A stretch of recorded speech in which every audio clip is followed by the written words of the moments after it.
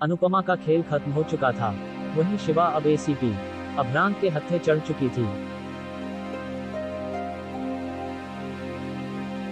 False.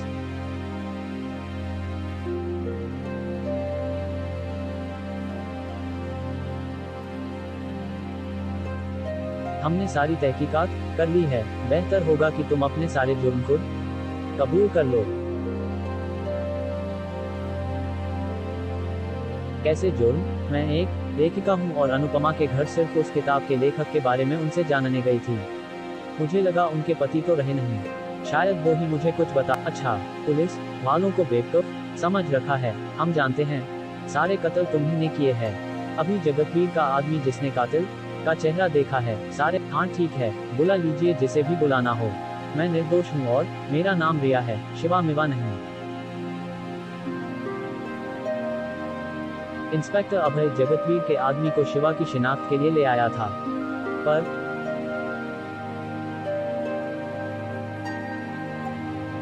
False.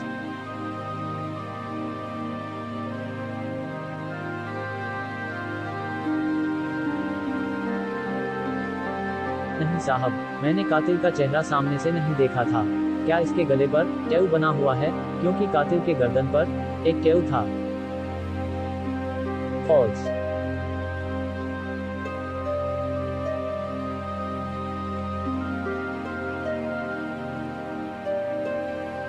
हाँ, याद आया, मैंने कातिल के सीने पर एक गोली भी चलाई थी। उस बुलेट का निशान भी अभी तक इसके सीने पर होगा। इंस्पेक्टर शबाना, इसके चेस्ट पर वो बुलेट। शबाना ने शिवा के कपड़े उतार गौर से उस बुलेट के निशान को खोजने की कोशिश की, पर पिंग।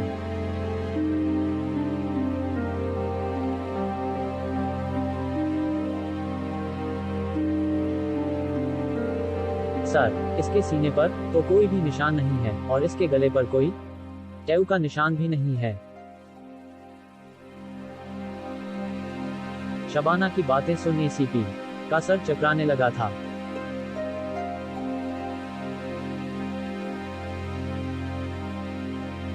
ये कैसे हो सकता है? अगर ये कातिल नहीं है तो फिर?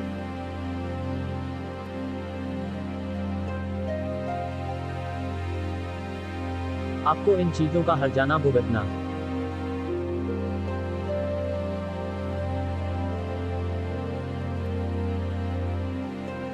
होगा। मैं आपके खिलाफ अपने वकील से केस करवाऊंगी। अभ्रांत सर, वायरलेस पर खबर मिली है कि हाईवे पर एक ट्रक में लाश मिली है और साथ में एक मोबाइल से मतलब?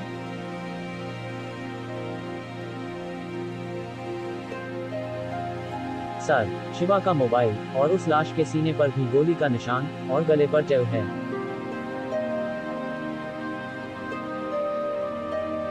लाश का चेहरा बिल्कुल भी पहचान में नहीं आ रहा, पर लगता है ये वही कातिल शिवा है। फॉल्स।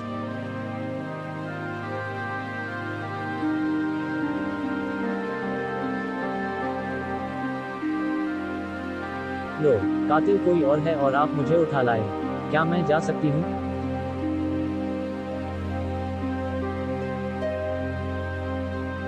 ठीक है, पर जब तक हमारी तहकीकात चलती रहेगी, आप शहर छोड़कर नहीं जा सकती। शिवा एक तीखी मुस्कान लिए अभ्रांत की ओर हल्की गर्दन घुमाए जा रही थी।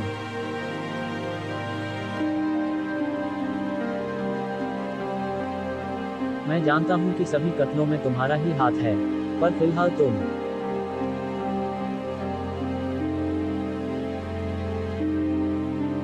जा सकती हो क्योंकि मेरे पास कोई सबूत नहीं है, पर हम जल्द मिलेंगे। अभ्रांत पूरी तरह इन कत्लों की गुत्थी सुलझाने में अपने आप को असफल समझ रहा था, पर तभी हो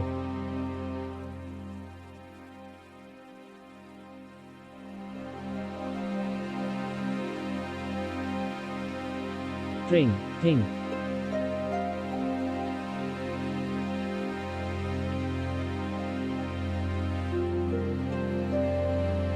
हेलो एसीपी साहब, आज का क्या प्लान है? शिवा की तो बॉडी मिली है हाईवे पर, अब कत्ल होने रुक जाएंगे। आइए थोड़ा वक्त बिताएं इन चीजों से हटकर मैं शाम में रिवर पर आपका इंतजार करूंगी। चल अभ्रांत, लगता है अब घर बसाने का समय आ गया है।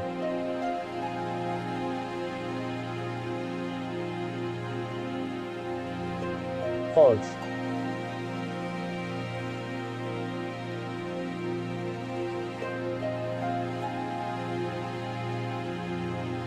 शाम का समय, रिवर फ्रंट, अनामिका के साथ उस लड़की को देख आ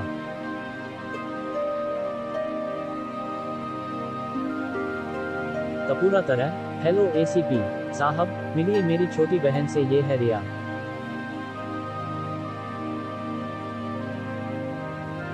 अनामिका दीदी, मैं मिल चुकी हूँ इनसे।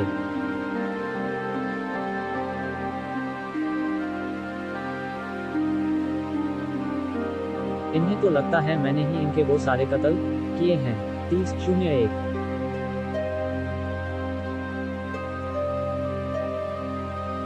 अभ्रांत सर, अभी फिलहाल मैं एक स्टोरी को लिख रही हूं जो अब जाकर कंप्लीट हुई है, मैं आपको सुनाती हूँ। मेरी कहानी में एक बार शहर के कुछ अमीर नामची लोग मौज मस्ती करने कहीं जा रहे होते हैं और हाईवे पर वे एक औरत को अकेला पाकर उसके साथ फॉल्स।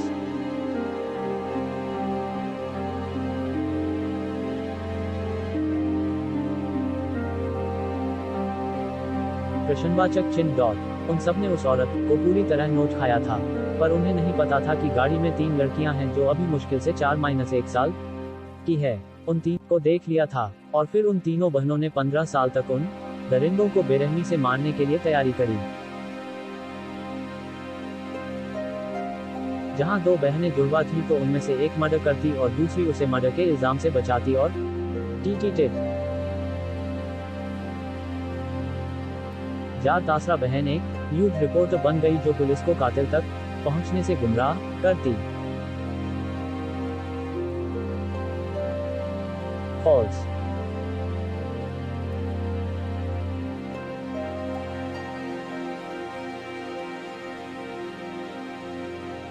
और इस तरह तीनों बहनें अपनी मां के कातिलों को 15 साल बाद बारी बारी से मौत के घाट उतार देती हैं। और यहाँ पर मेरी कहानी खत्म हो जाती है। कैसी थी मेरी यह किताब? अभ्रांत रिया की कहानी सुनकर पूरी तरह अवाक रह गया था।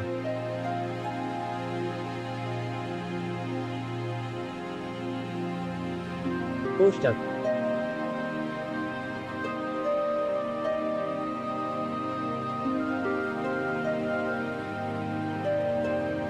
पर थोड़ा सोचने के बाद उसने कहा, भी मुझे अच्छी लगी आपकी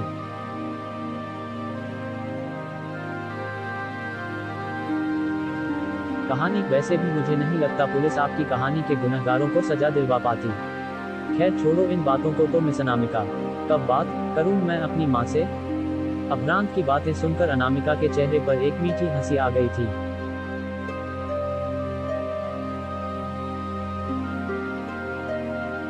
शिवा का घर।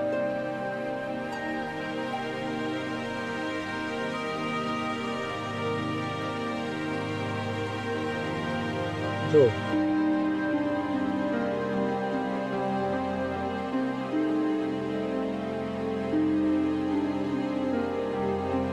दीदी, अब कैसा है आपके सीने का दर्द? और आपसे कितनी बार कहा है चाय गरम पिया करें। समाप्त।